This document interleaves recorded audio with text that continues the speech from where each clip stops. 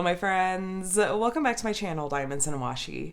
My name is Katie, and if you are new to my channel, hey, welcome. I hope you'll consider subscribing, and if you are back, welcome back. Today I am here with a very much requested video on how to turn an enamel pin into a cover minder that you can use for diamond painting or even for cross stitch, but this is going to be just a little bit geared specifically towards diamond painting. You can use cover minders. They're honestly a little bit more of like a nice to have as opposed to a need to have. They're fun for collectors and people that just like having pretty things sitting out, keeping them company while they craft. But on a practical note, you can use the cover minders to hold back the plastic cover of the area of the diamond painting that you're working on. And there are tons of amazing shops out there that make cover minders specifically. But there is a really, really amazing untapped well of possible cover minders if you're willing to do just a little bit of DIY, and that is by turning pins into cover minders. So I played around with this myself a little bit because I kept seeing or being sent pins that I was like, I would love to use this as a cover minder. Someday I'm going to figure out how to do it. Here's the thing. I am not a handy person. I don't have a bunch of power tools at home. And I am not terribly good at DIY. So this is all super budget friendly. And while there are parts of this that would probably be easier to do if you did have power tools, like a sander or something like that, this is not going to be that kind of video. This is going to be more like if you're like me and you just want to be able to swing by like your local craft store or a Target or something and pick up a couple of things, and then you'll be able to turn pins into minders. So I have pins from a variety of shops over here. I'm going to link to all of them below. A couple of these here are ones that kind of got me started and making me think I want to turn pins into cover minders. These are from Dragons and Beasties. This was sent to me as a gift from my friend's staff. These are from various Etsy shops. This came in one of my boxes from Simply Gilded. And then all these ones that are still in baggies are from AliExpress. The prices range from anywhere from like these AliExpress ones were literally anywhere from $1 to $3 each, to these more, elaborate and like super high quality pins that I got from specific Etsy stores, and they're designed and created specifically by these Etsy stores. These might be more like $10 to $15. So it just, there's a huge range. Same with these like Dragons and Beasties ones. So let me go over the different tools that I'm going to be using today. I'm going to link to online links of as many of these as I can. I am going to be using wire cutters. These ones are from Michaels, the Bead Landing brand, and these are in the jewelry section, like the jewelry making, like the bead crafts and stuff like that. That's where I found these. Specifically, these are jewelry side cutters, and I got them in 2 different sizes, and I'll show you a little bit why once we're actually looking at taking the backs off of these. But this just let me have multiple ways to try to get the backing off of these pins. You really only need one. If you're only going to get one, I might get the one that's a little bit like higher powered, but this is good for fine work as well. So I will link to the online listings for these if I can. So I'm going to be using these. For my glue, I'm going to be using E6000 glue. This comes in a huge variety of different sizes, and I don't think you have to use E6000 glue, some kind of super glue, but this has been doing the trick for me.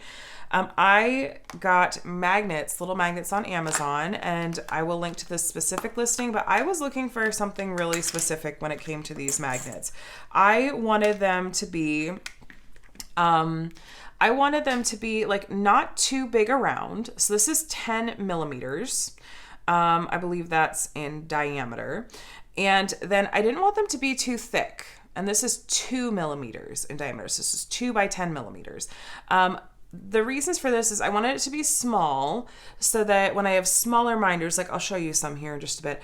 When I have smaller minders, this isn't gonna like go past the edge too far. And I wanted it to be thin because specifically when you're working on diamond paintings, and this is the part that's gonna be sitting under your canvas, and then you put the actual like, the top part of the minder, you set it on top. I didn't want this to be too thick because then that kind of like can make your canvas sit up too high. I've worked on I've worked with minders before that like this bottom magnet has been too thick. So I really wanted to get a thin one. I'm really happy with these, and this was really inexpensive. I got this whole case of them that came in here from Amazon. And then some optional tools. In my mind, they're optional.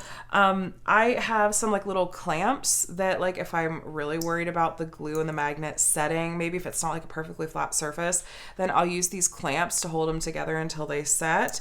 And then I also grabbed a nail file just to use for if I want to try to like sand down if there are any rough spots. But again, this is going to be super, super like DIY beginner friendly. And so this isn't something that I'm saying, turn around and sell this in an Etsy shop because it's going to be like super, super stellar quality. I mean, it's not going to be bad, but like, it's not going to be like perfectly honed and polished, if you know what I mean. So without further ado, let's grab one of these pins and let's try it out. So these different pins are going to have different kinds of backing on them. So here, this one's from Dragons and Beasties. Let's do this one first. So I take obviously this part off, and then we have this pin, right?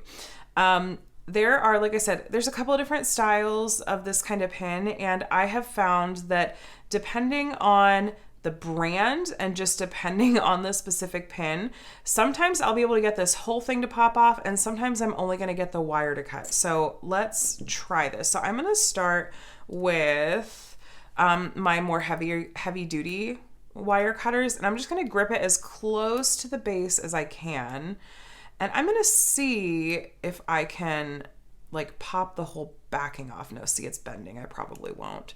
So I'll try that first. Like I'll kind of grip it by the base and oh, yep, actually that did pop right off. Okay. So sometimes this will happen. Sometimes when you grip it, like I said, as close to the base as you can with those cutters without just squeezing, try to like kind of pop it off. Sometimes it will pop off just like that. So that's one way that it may turn out. Another way that it might turn out, let me grab a different style one. Like for example, let's try this one from Ali. Well, that's kind of gold plated. That might pop off easily too. I'm going to try to find one. Sure, we'll try this one. By the way, I had so much fun finding all kinds of like fandom related pins. This is from AliExpress. So this one is super fun. Bonus points if you know what this is specifically a reference to. I'm so happy. So let's try popping the back off of this one as well. So it's a similar style, but sometimes I think it'll just be easier if I show you if it happens. Let's try. So again, I'm using my more heavy duty ones. I'm kind of gripping it by the base. I guess you could use needle nose pliers to do this if you wanted. By the way, of course, beware of flying objects. Sometimes if you end up cutting it instead of popping it off, that little metal piece will go flying. Oh, like that. Okay, so yeah, I'm going to go find that later. This is what else could happen. So the base didn't come off. Instead, this functioned as actual cutters. It just cut that wire off. Now, if you look, come on, camera. You can see that there is a little bit still poking out here, and there's these little bits on the side as well. So what I'm going to do is I'm going to go back and forth between using these pliers and the other ones, and I am just going to try to trim these down and off as much as possible, just to try to like get away. And so you could hear that pop off. I heard that go. So you can get it down as flat as possible, and you can even like, yeah, go that way. And then I'm going to grab these ones again, just to try to get these down as far as possible to make it, yeah, there we go, as flat a spot as possible. Now, don't panic if you still have some sticking up. It might not look super fancy, but it's still going to be totally usable, and I'll show you why. So you can see how I'm just rotating it, and I'm going back and forth between my different cutters. So I've gotten it somewhat down. It's not perfect, but it's better than it was. And this is the part that I think of as optional, but if you wanted to, you can grab a nail file or a piece of sandpaper, and you can, oops, let me just drop that. And you can sand this down to make it even smoother. So it's not,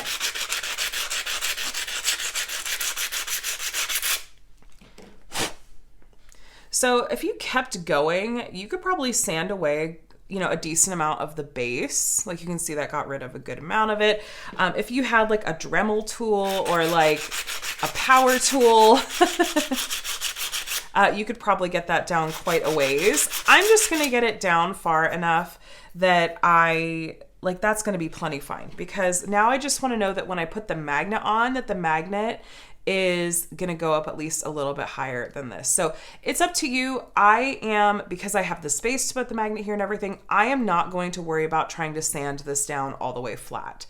But you can. That's going to be your personal preference. So that's kind of the two different ways that the backings might end up getting clipped off. Let's try one more. I want to try one of these pins that's from like an Etsy shop. So here we've got my Mischief Managed pin, and then I Love You 3000. This one's from Mo Pins specifically. Oh, and this one is from Moki and Erica, those shops. And then I have to double check where this one was from. Like I said, my friend Steph got that one for me. So I'm going to pull this one off. This one has 2 pin backings on it, so I'm going to want to get both of those off. Please be careful, by the way. Obviously, these are sharp. I don't want you to get hurt. So I'm going to start down here. Oh, actually, that popped off super easily. Super, super, super easily. Okay, I like that a lot. And it's really important. I don't know.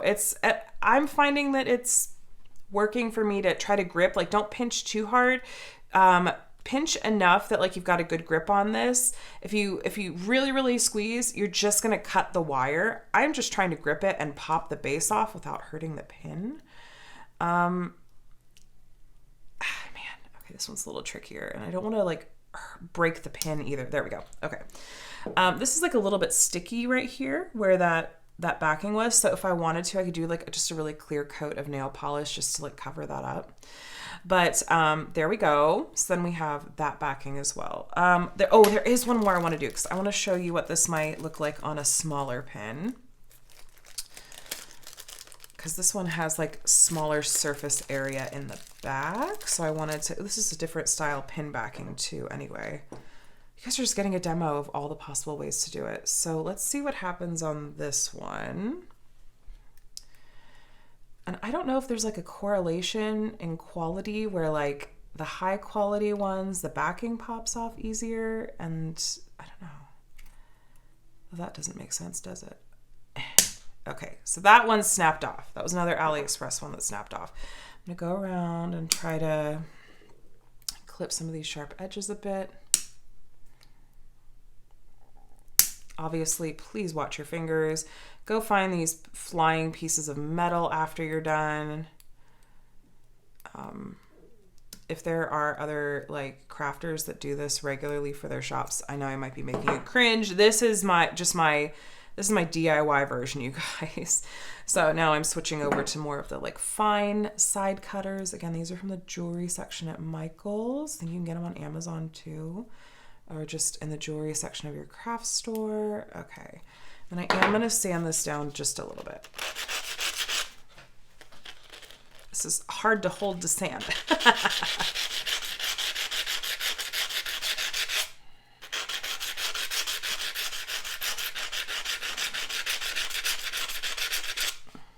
Right. So that's a little bit better there. Perfect. Okay, so we have a few different pins now that we've popped the backs off of and that we're going to go ahead and work on turning into cut reminders. So I'm going to set my other tools to the side for the moment. And let's see, let's get some magnets and some E6000 ready. So what I'm going to do now is let's have our plate ready to go so we have some place to put these. And I'm going to flip it over to the back. So let's start with one that's easy to work with first. So our little TARDIS here, I'm going to grab a magnet out so that it's ready to go. And got that ready to go. And here's the thing, you want to be careful, especially with glues like, okay, E6000. I just have this feeling that when I open this up, it's just going to like want to glob out, because that's what tends to happen with glues like this. That's why I have like my plate here. I have some paper towels and stuff handy just in case. So let's open this up and see. It's just going to make a whole mess. Okay, so you can see it's kind of there. All right. If you wanted to, you could maybe use a Q-tip to apply this, but I'm going to try doing it without. So you do not need to use much at all. So I'm just going to put a little dab. I'm going to put it towards the middle. Even that is probably, yeah, that should be plenty. Again, this is not like the fancy polished version of doing this. You can see there's some glue right there. I didn't put it on top of this part. I put it next to. And then I'm just going to set my magnet there. I'm going to push down till it's flat. Ooh, yep, I'm going to get glue absolutely everywhere. Have a paper towel handy. It's going to be fine. I might wipe off the top. And the clamps that I have, they're not quite going to reach that, I don't think. Let me see. Man, that glue stinks. Let me see. I don't know if this is quite going to reach. Honestly, this to me is very much an optional. Yeah, it's not going to reach. That's fine. I don't necessarily think that clamping it is necessary, especially if it's just for yourself. But yeah, I'm going to try to get this like flat on here. Yes, there's a little bit of glue that's going to go there. It's going to dry clear. No one's looking at the backs of your minders, you guys. But I'm going to let this set. Let's do another one. Let's do our little, this is from Dragons and Beasties. This is Sienna, the autumn dragon. This is a little rough. I suppose since I have my file here, I will sand this backing down just a little bit so it's a little more flat.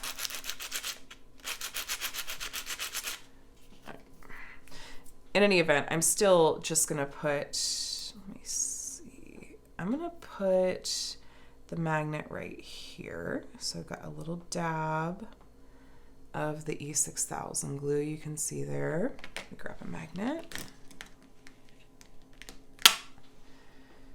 And wait to put on the second magnet. Wait to put on the magnet that'll be the backing for your minder. Don't do that yet. All right. So I've pressed it firmly. It's flat. And okay, so I am noticing that it's not like perfectly flat on there. You can see a tiny bit of lift. You guys, I'll say it again. This is for a little DIY, like at home project. If you want to be really exacting about it, you can totally sand that down so it's more flat.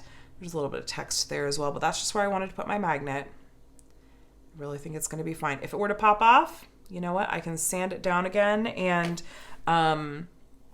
re-glue it. Okay, I want to show you, it can get a little tricky with some of these smaller minders. So if you look at this, here's the size of our magnet. I think it's just going to have to go under one of the wings. Like that's just where the surface area is going to work the best. I feel like if I put it here, it's just going to be too unwieldy and it would show behind the dragon anyway. So smaller pins like this, you're just going to have to know that like, okay, I might have to get creative, or maybe the magnet is just going to show and you're just going to be okay with that. But for this one, it looks like, yeah, that magnet will fit okay right there. Again, this is a 2 by 10 millimeter. It's 2 millimeters thick and 10 millimeters in diameter. So I'm going to be okay with putting that there. If I ended up with a much smaller pin that I wanted to turn into a minder, I suppose that I could go and look for even smaller magnets. But for now, this is totally fine. And you're probably wondering, okay, how long should I let these set before I can use them, before I can put like the second magnet, like have that second magnet ready to attach and stuff like that. And I feel like a couple hours, at least a couple of hours. I'm a little extra and I will leave it overnight just because I really want it to set. But there you can see you can't see it behind the dragon's wing. You kind of can, but like it does the job. Let's do our Loki. And even though there were 2 spots for pins, I'm still just gonna do 1 magnet for bigger pins. Like this is maybe a little bit on the bigger side. If you really wanted to, you absolutely could do 2 different magnets if you feel like that's gonna stabilize it better. I've seen some really large minders out there. If you want to do more than 1 magnet, you absolutely could. Like I could do like 1 here and like I guess like 1 up here or something. I'm not sure. I would be worried that these would show, honestly. So this one, I'm just going to do 1, like full stop. And yeah, we'll just kind of do it here in the middle. So let me grab my E6000. And by the way, if you're going to have any length of time in between using your glue. Like if you, pry one backing off and you're like, okay, now I'm gonna like glue this magnet on. That's fine, but make sure you cap your glue. Is that gonna show? No, that's okay. There's some glue stringies right there. Okay. So like, because I'm doing these back to back to back, I'm okay with leaving my glue uncapped, but there that is. It's kind of ready to go. Kind of see it. There we go. I don't want you to be able to see it. I think gravity is working against me right now, I think is what's happening. Okay, let me set that down. So it'll set. That's exactly what's happening. It's moving because gravity. So since I did these all like back to back to back, I'm using the glue like pretty frequently, like, every 30 seconds or something.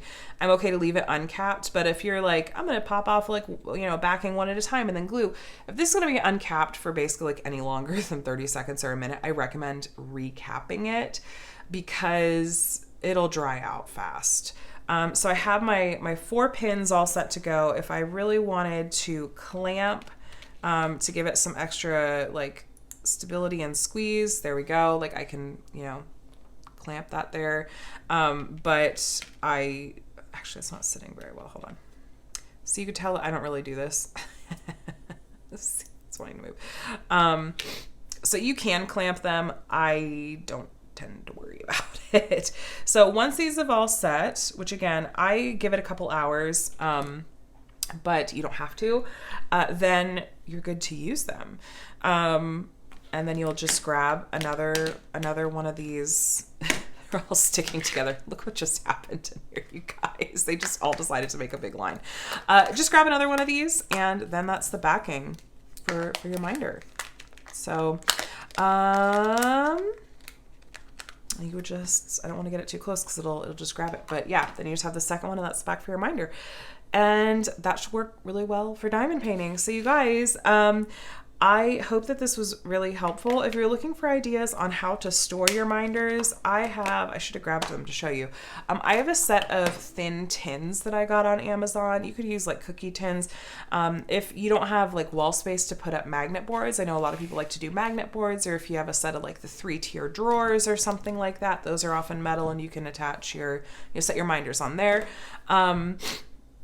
But since I have to pack mine away because I have small children, I don't have wall space, I use these thin tins to store my minder collection. So I will link to those below in case you're curious. That's just one way you can store your minders after you've made them or bought them. But I hope that this really helped and gave you some ideas for how you could potentially turn some pins into minders for yourself. So let me know if you have any questions. I'm going to link to all the tools that I used below. So we had the pins from a huge variety of different shops that I will link to, and I used E6000 glue to attach the magnets. These magnets are from Amazon. I got this big box of them for really inexpensive, and they're in the size 2 by 10 millimeter, but there are a million different sizes of magnets available on Amazon.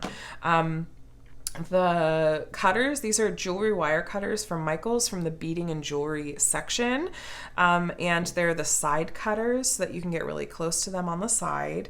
And then the nail file and the little clampy bits are just, these clamps are from Target. So let me know, you guys, if you have any questions. Like I said, I hope this was helpful. I really enjoyed getting to share this little tutorial with all of you, and happy converting your new pins into cover minders, and enjoy having this whole new world open to you. All right, my friends, please don't forget to subscribe if you want to see lots more diamond painting content and how-tos and whatnot from me. There's a subscribe button just down here, and you can hit the bell to be notified when I share new videos. Please give this video a like if you did find it helpful before you head out. All right, my friends, have an amazing rest of your day. I'll chat with you in the next one. Bye.